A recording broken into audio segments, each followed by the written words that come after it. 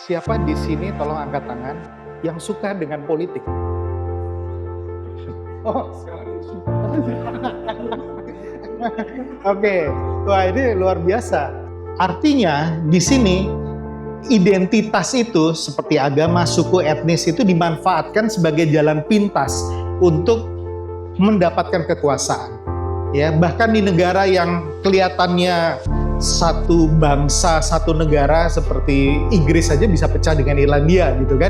Ini contoh-contoh gitu. Jadi ini hampir di semua negara pasti ada. Cuman bagaimana kadarnya, bagaimana levelnya tergantung dari setiap negara.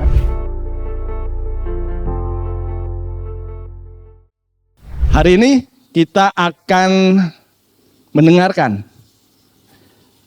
beberapa atau materi-materi yang akan disampaikan oleh narasumber kita yang sebentar lagi akan diperkenalkan langsung oleh salah satu pendiri utama dari Indonesia Membangun Pemimpin, yaitu Bapak Arie M. Wibowo. Waktu dan tempat saya persilakan. Kasih. Selamat malam, Bapak Ibu semua. Semua dalam keadaan sehat, bersyukur bisa bertemu di tempat ini. Dan terima kasih Pak Leo sudah membuka sesi kita malam hari ini. Dan hari ini saya sendiri sungguh bersyukur karena kita akan belajar dan mendengarkan dan juga tentunya berdiskusi dan juga bertanya dan memberikan masukan. Tapi pertama-tama kita akan belajar dari seseorang yang sangat saya hormati, seorang teman baik, seorang teman berpikir, teman berdiskusi, dan beliau adalah saat ini menjabat sebagai Direktur Politician Academy. Namanya adalah, saya biasa panggil Kak, biar kita nggak akan pernah menjadi tua ya. Jadi panggilnya Kak. Kak Bonggas Adi Chandra. Beliau adalah seorang dosen dan konsultan politik. Kak Bonggas ini mengawali karirnya sebagai dosen dan peneliti di beberapa universitas swasta di Indonesia. Antara lain Universitas Katolik Parahyangan, Universitas Paramadina, Universitas Pelita Harapan, dan ini yang tidak saya sangka-sangka karena saya baru tahu, dan juga di Universitas Pertahanan Indonesia. Nah, Kak Bonggas menempuh pendidikan di Uppsala University Swedia dan juga University of Queensland, Australia. Kak Bonggas ini masuk ke dunia politik praktis dari 2009 sampai 2016 sebagai staf khusus anggota DPR RI dan pengurus inti DPP salah satu partai politik besar di Indonesia hingga 2016. Kak Bonggas juga alumni Training of Trainers Lemhanas di Februari 2023. Senior nih berarti.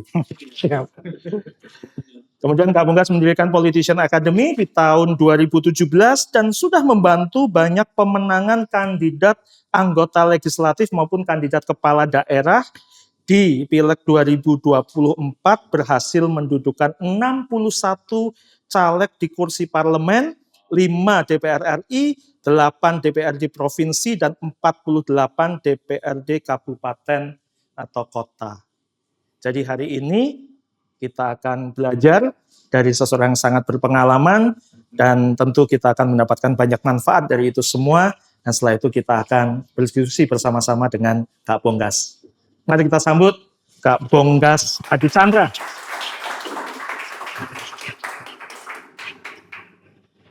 Silakan Kak. Baik, terima kasih Kak Arie. Selamat malam, salam sejahtera untuk kita semua. Assalamualaikum warahmatullahi wabarakatuh. Sebelum saya mulai topik yang hangat ini, malam ini saya pengen tanya satu pertanyaan. Siapa di sini tolong angkat tangan yang suka dengan politik? Oh, sekarang jadi suka. Oke, wah ini luar biasa. Biasanya kalau saya tanya pertanyaan ini, ya angkat tangannya karena nggak enak dengan saya, lebih ke situ gitu ya. Jadi lebih banyak yang tidak suka dengan politik ya. Dan ini sebetulnya kurang lebih sama dengan posisi saya mungkin sekitar 20 tahun yang lalu. Ya, saya pernah 13 tahun menjadi dosen. ya. Kemudian selama 13 tahun menjadi dosen, biasalah kalau jadi dosen itu kan rasanya dunia politik itu aduh ini dunia abu-abu gitu ya. Dunia yang penuh tricky gitu ya, backstabbing segala macam. Not my cup of tea gitu kan. Nah itu waktu itu seperti itu. Sampai di satu titik saya kecebur di dunia politik dan kemudian masuk ke dalam, saya lihat nggak seburuk yang saya kira gitu ya. Dan ternyata banyak sekali hal-hal yang di luar selama ini yang saya pikirkan. Nanti kita share lebih banyak, kita diskusi di sini. Saya izin cuma memberikan materi lebih kepada pointersnya saja. Saya ingat di bulan April 2000 tahun 2000 di sebuah di suasana yang dingin di sebuah universitas di Inggris, kebetulan dia punya jurusan yang bagus sekali yang namanya Peace Studies ya di Bradford University. Saya waktu itu baru selesai master, kebetulan master saya di Uppsala itu bidangnya Peace and Conflict Studies. Ya, saya bangga sekali menjelaskan tentang Indonesia. Ya, ini izin kemudian bisa next. Oke. Nah, saya waktu itu bangga sekali saya tunjukkan ini. Ya, Indonesia itu luar biasa.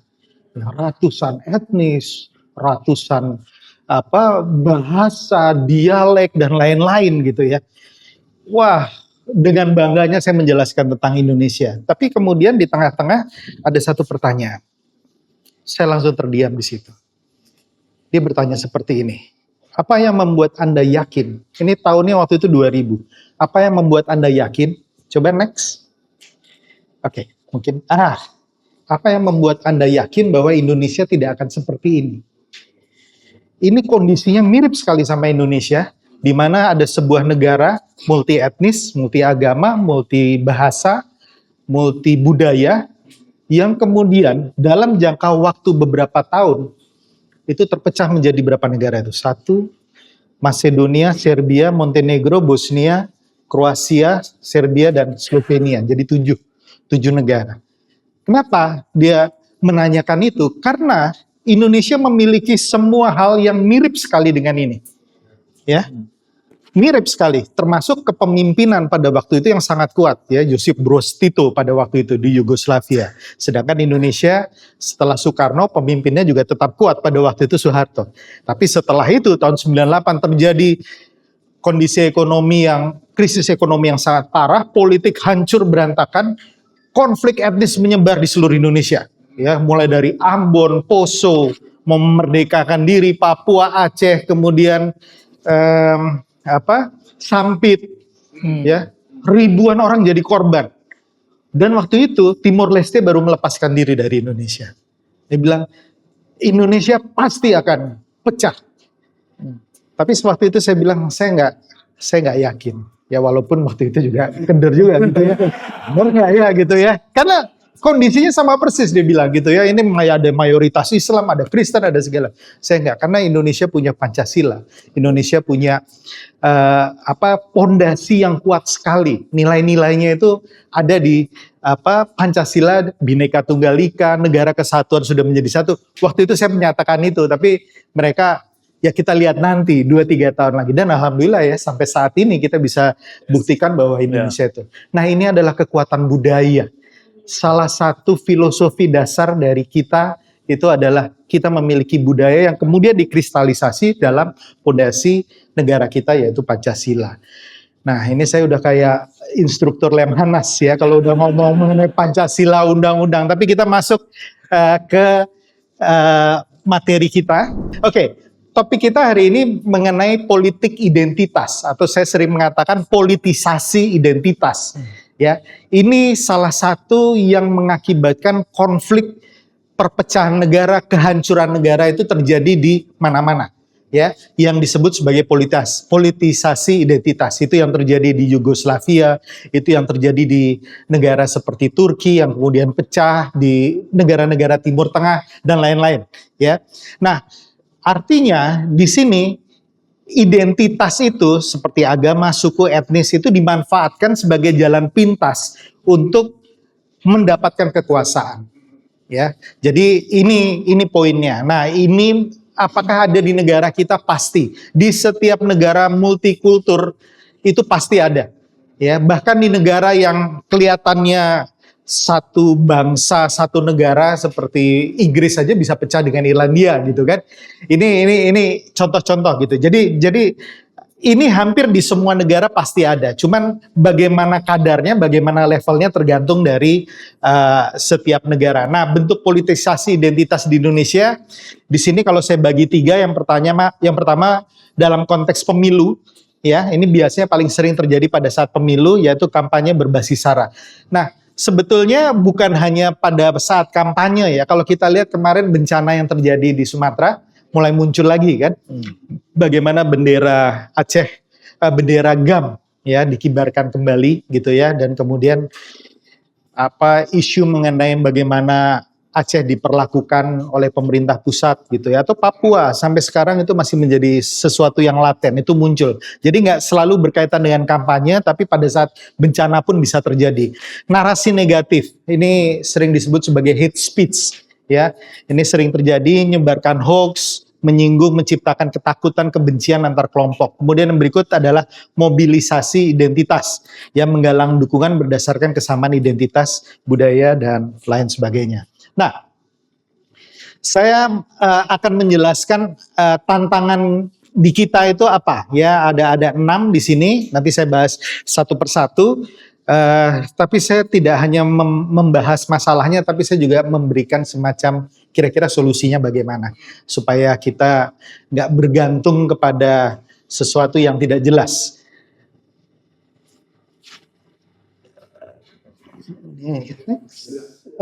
Sorry. Before, Nah, ini keberagaman budaya yang tidak dikelola itu mudah dipolitisasi. Nah, tadi keragaman budaya itu luar biasa, tapi kadang-kadang kita suka lupa dengan akar kita. Nah, kalau pemerintah kemudian tidak menganggap ini penting, maka elit politik lah yang akan memanfaatkan ini. Nah, ini yang menurut saya bahayanya kalau misalnya budaya itu tidak di-maintain dengan baik, tapi kemudian diserahkan kepada elit politik. Ya, karena motivasi elit politik satu-satunya adalah memperoleh kekuasaan. Ya, mungkin kalau dalam konteks politik dengan segala cara. Ya, itu masalahnya. Sehingga kemudian budaya dijadikan permasalahan. Identitas suku, agama, kami dan mereka gitu ya, itu perbedaan. Kontestasi politik bergeser dari adu program menjadi adu sentimen.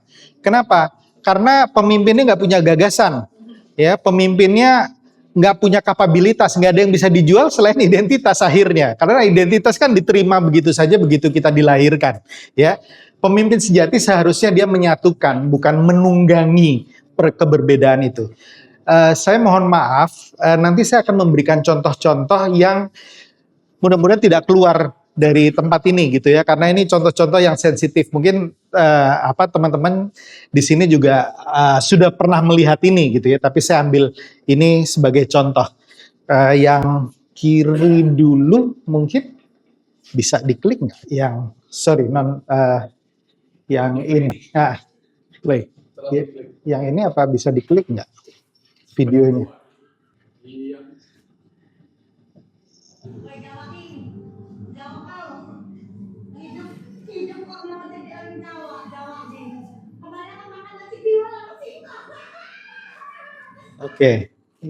Ini stereotype ya, stereotype ini orang Jawa itu miskin, prihatin, dan lain-lain gitu ya.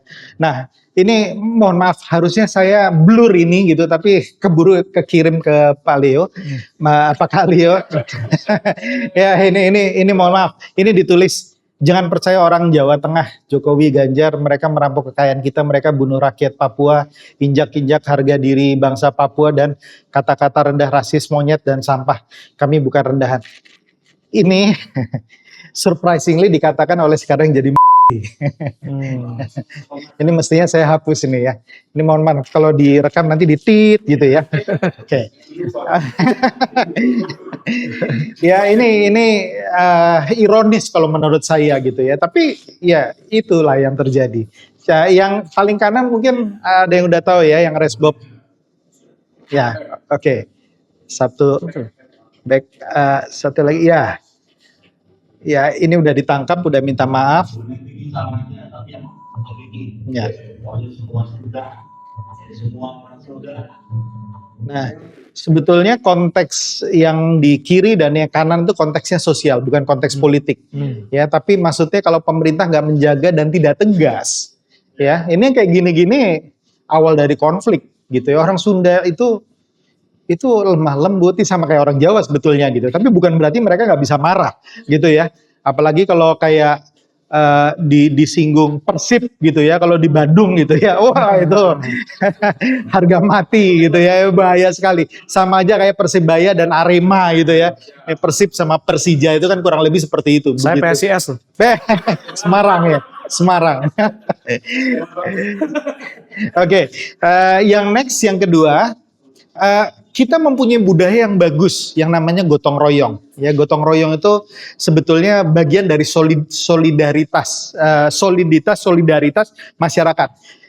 Kita akan merasakan betul bagaimana gotong royong itu berharga sekali pada saat kita keluar negeri.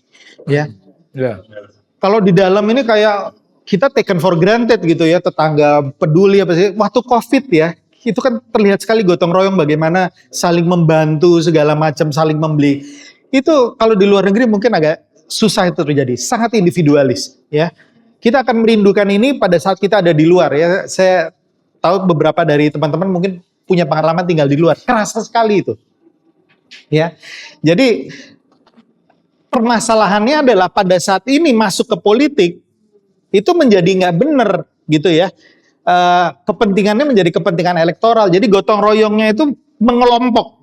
Tujuannya itu bukan tujuan masyarakat secara umum gitu, tapi kelompok. Jadi misalnya kita satu iman, satu kelompok, jadi harus pilih dia gitu ya. Karena dia keimanannya ini, kalau ini keimanannya ini. Dukungan politik ditukar dengan perlindungan identitas atau akses kekuasaan. Saya kasih contoh lagi 2. Ya, oke. Sebelumnya, ya, ini kita mungkin masih ingat ya tahun 1991. Saya nggak tahu, kebetulan mertua saya aslinya dari Pontianak ya, tidak masih di Kalimantan Barat, dan kebetulan mertua saya darahnya darah Melayu dan Madura. Jadi termasuk yang dikejar-kejar ya. Jadi zaman itu ya mau percaya atau enggak gitu ya. Itu orang Dayak bisa mencium darah pendatang yang keturunan Madura, bahkan Mandau bisa terbang gitu ya. Itu terjadi betul. Itu terlihat, itu diceritakan, dan wah ceritanya ngeri sekali. Udah zaman kayak zaman dulu itu ya, yang nebas kepala terus ditancapkan menandai daerah dengan darah dan lain sebagainya, itu ribuan yang meninggal. Ya itu terjadi. Ya, itu etnis. Begitu udah masuk kepada ini langsung terbagi itu. Ya, Dayak itu kalau nggak salah mayoritasnya Kristen ya, sedangkan Madura kan mayoritasnya Muslim. Nah itu, waduh parah banget gitu ya. Nah yang berikutnya ini terjadi di Jakarta ya, mudah-mudahan tidak terulang lagi. Ya, bagaimana polarisasi masyarakat 2017, orang nggak boleh dimakamkan, orang nggak boleh datang ke masjid ya kalau pendukungnya yang sebelah sana gitu. Ini parah banget. Ya mudah-mudahan tidak terjadi lagi. Ini parah-parahnya kalau nggak salah di 2019 ya, pada waktu Pilpres. Ya setelah Pilkada Jakarta langsung Pilpres 2019. Itu masih terulang.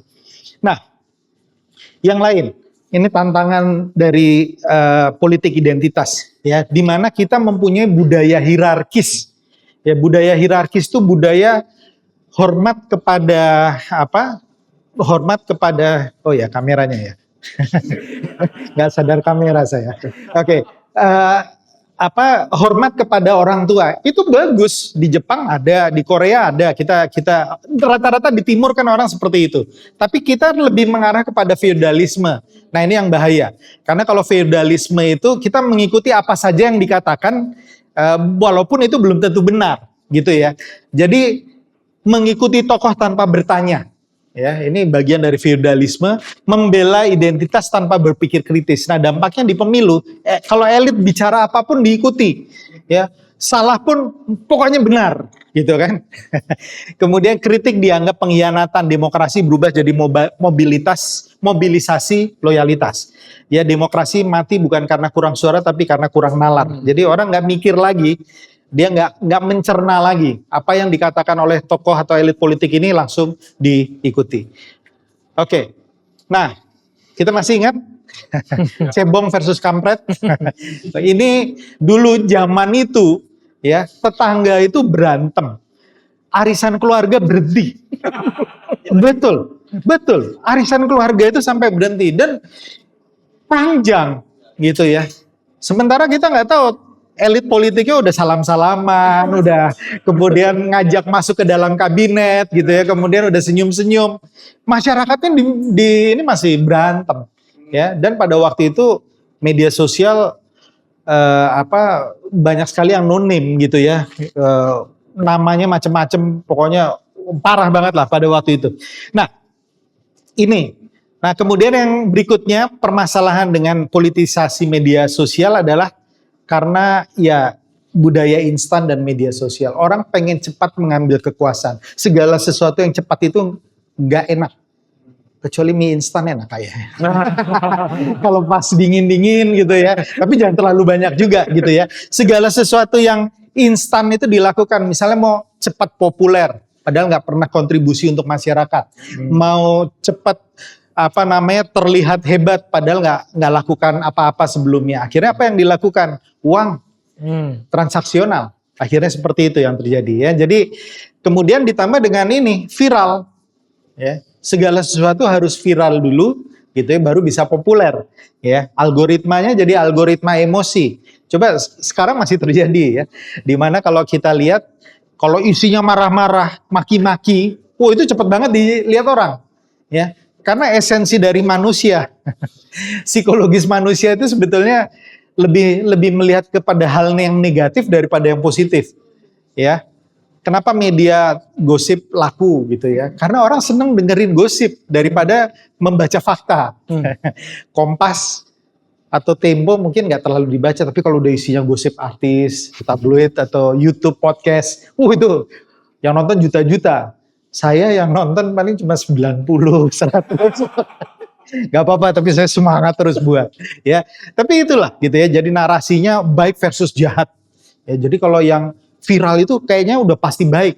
Padahal ya belum tentu juga. Ya, fakta sosialnya hoax, identitas lebih cepat viral daripada data kebijakan. Tadi yang kata-kata Resbob mengatakan Sunda ini gitu ya. Itu kan cepat banget tuh mendapatkan atensi gitu ya. Jadi kadang-kadang emosi mengalahkan rasionalitas. Nah, yang viral belum tentu benar, tapi yang emosional sering dipercaya. Pemimpin masa depan harus melawan arus instan, bukan ikut menungganginya. Yang berikut ini contohnya apa? Saya lihat dulu. Sebelum, ini boleh masih ingat kasusnya tahun 2018 ya. Ditangkap katanya, dipukulin katanya, ternyata oplas, ya kan? Nah ini kan pengaruhnya kemana-mana gitu. Tapi begitu foto ini muncul, dikasih caption yang menipu, semua orang percaya begitu saja. Ya, sampai kemudian diselidiki polisi dan ternyata tidak benar. Jadi hati-hati ya. Katanya orang saring sebelum sharing gitu ya. Ini tadi yang sebelumnya ada kayaknya. Coba. Ini waktu kemarin pilkada di Tangsel kalau nggak salah. Ibu Rahayu Saraswati muncul ya. Kemudian ada kata-kata di bawah, yang mau coblos udelnya silahkan. Udel dah diumbar, pantaskah jadi panutan apalagi pemimpin Tangsel. Pada waktu itu dia foto maternity. Ya, cuman foto maternity ya. Well, kalau ditanya aurat apa enggak, ya kan keyakinannya beda-beda, kan dia juga bukan itu ya seperti itu, dan itu dijadikan alat untuk kampanye hitam. Ya. Saya punya banyak sekali contoh, karena yang melakukan ini kadang-kadang teman-teman saya juga yang konsultan politik. Iya, saya mau jujur-jujuran di sini gitu ya. Saya banyak dimusuhin juga gara-gara ini juga, gitu ya. Oke, next. Next satu lagi. Apa ini? ini yang sering disebutkan berkali-kali, yang namanya post-truth. Post-truth itu adalah sesuatu yang mengutamakan emosi dan keyakinan kelompok, ya. Kemudian dilakukan berulang, sehingga kemudian terlihat sebagai itu fakta yang benar. Yaitu namanya post-truth. Ya, jadi emosi mengalahkan fakta, kebohongan bisa dianggap sebagai pembelaan dan bisa dianggap sebagai kebenaran karena dilakukan terus-menerus. Ini yang pertama kali mengemukakan ide ini kalau nggak salah Goebbels, ya, salah satu jenderalnya Hitler. Pada waktu itu dia memunculkan ide bahwa Yahudi itu kaum yang nista, kaum yang menghancurkan dunia, maka kita harus membunuh sebanyak-banyaknya orang Yahudi. Nah, itu post-truth pertama kali dikemukakan di situ. Tapi di zaman media sosial yang seperti sekarang ini, kemudian post-truth menjadi marak kembali, ya. Elit mudah memanipulasi publik, polarisasi makin tajam dan demokrasi menjadi makin rapuh. Nah, bagaimana cara mengatasinya nanti kita masuk kepada tantangan. Nah, ini salah satu post-truth yang kemudian kemarin mengakibatkan bulan Agustus kemarin demo besar-besaran. Boleh diklik? Baik. Guru itu beban negara. Itu dikutip dari pembicaraan yang sebetulnya dia nggak ngomong gitu. Ya, sekarang di zaman AI ini kita hati-hati. Ya, bahkan kemarin ada yang baru di ban sama pemerintah Grok ya namanya ya. Yeah. Ada yang jadi kalau kita foto seperti ini gitu ya, misalnya saya foto seperti ini, terus dimasukkan di AI itu bisa bugil. Sayanya bugil gitu loh. Jadi kayak kita foto beneran. Ngeri sekali. Ngeri sekali. Ya, hati-hati. Ya, jadi deepfake atau model-model seperti ini itu bisa akan sangat mudah mempengaruhi masyarakat kalau misalnya kita tidak mengecek dengan baik. Oke, next. Ya, akar masalahnya, nah ini yang saya pikir relevan dengan apa yang diperjuangkan oleh IMP, ya. Krisis keteladanan elit politik itu menjadi salah satu masalah besar, ya. Karena masyarakat itu biasanya meniru, ya, pemimpinnya. Nah, sekarang pemimpin seperti apa atau elit politik seperti apa? Elit politik yang benar atau enggak? Ya, saya alhamdulillah sejak 2017 saya udah bantu banyak gubernur, bupati, wali kota, anggota DPR RI, DPRD provinsi, DPRD kabupaten kota, udah ratusan yang saya bantu. Alhamdulillah nggak pernah punya kasus.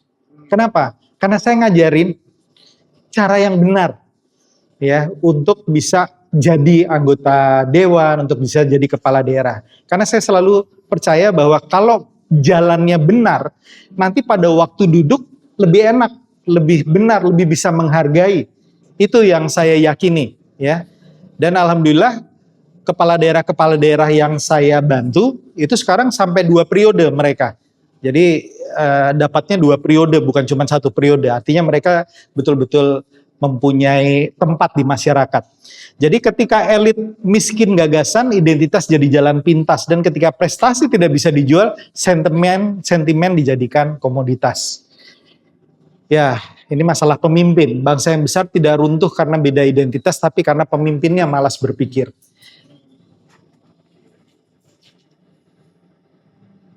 Ya, next contohnya, nah, kayaknya kita nggak mau diputar itu. Coba diklik, Mas. Silahkan klik apa aja boleh. Itu jangan mencaci maki berlebihan, itu karena merusak mental manusia yang begitu adalah mental orang tua. Nah, kemudian seminggu berikutnya rumahnya dihancur lantakan, meskipun saya tidak membenarkan itu, ya, dan itu ada skenario politik lain di balik itu gitu ya, tapi paling tidak hati-hati dengan mulut gitu ya, apalagi kalau kita jadi pemimpin, kalau kita jadi elit politik ini, apalagi yang sebelah kanan, udah jelas-jelas masyarakat sebel gitu ya, malah diparodikan gitu ya. Coba bisa diklik itu.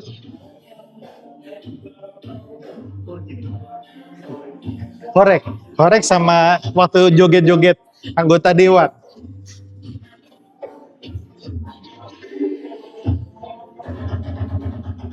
Nah.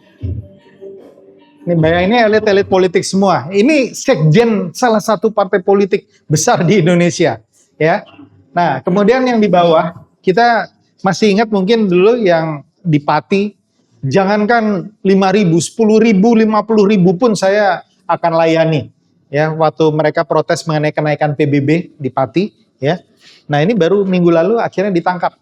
Kasus lain, kasus jual beli jabatan, ya.